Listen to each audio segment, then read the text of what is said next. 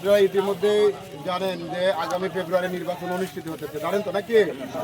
তো আপনাদের সবার কাছে আমার এবং আমার দল বাংলাদেশ জাতীয়তাবাদী যুব দল এবং বিএনপির পক্ষ থেকে, জনাব তারেক রহমানের পক্ষ থেকে এবং আমাদের সাথিয়া এক আসনের ধানের শীষের মনোনীত প্রার্থী মনোনয়ন প্রত্যাশী জনাব মাসুদুল হক মাসুদ দীর্ঘদিন পরিশ্রম করে আসছে, রাজপথে আন্দোলন সংগ্রামে সে সক্রিয় ভূমিকা পালন করছে। তাই আমরা চাই এই সাথিয়া এক আসনে জনাব মাসুদুল হক মাসুদকে ধানের শীষ প্রতীক দিয়ে তার মনের আশা যেন আল্লাহ পূরণ করে।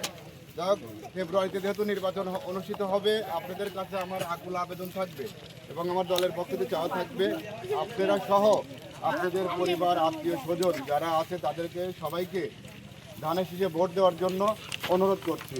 তো আপনাদের কাছে আমার অনুরোধ যে আপনারা ধানের শীষ মার্কায় ভোট দিবেন এবং দেশনেত্রী বেগম খালেদা জিয়া দীর্ঘদিন যাবৎ অসুস্থ, আপনারা জানেন তাই না? তো আল্লাহ যেন তাকে সুস্থতা দান করে এবং তিনি যেন আমাদের নেত্রী হয়ে, গণতন্ত্রের নেত্রী হয়ে, আপসীর নেত্রী হয়ে আমাদের মাঝে আবার ফিরে আসে ইনশাআল্লাহ।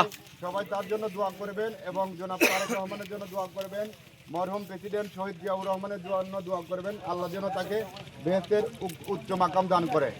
তো সবাই ভালো থাকবেন, দোয়া করবেন ইনশাআল্লাহ। আসসালামু আলাইকুম।